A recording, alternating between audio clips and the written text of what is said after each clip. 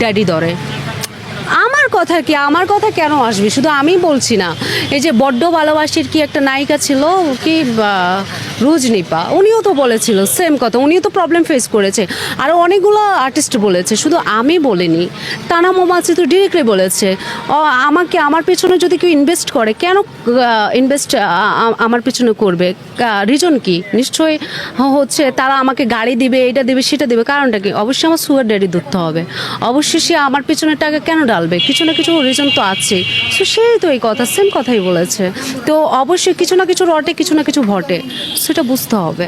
আর শুধু মিডিয়ার কথাও বলছি না, সব জায়গায় এরকম একটা মেয়ে, এগুলো হচ্ছে কি বলবো, 100-র মধ্যে 99% মানুষের মেন্টালিটি খারাপ আছে, যাদের ক্যারেক্টার খারাপ। তো আমি মনে করব যে আমরা কিন্তু দিন শেষে সবাই মানুষ, সেই মানুষগুলোই কিন্তু, সেই মানুষগুলারই কিন্তু চরিত্র খারাপ, সেই মানুষগুলারই কিন্তু চরিত্র খারাপ।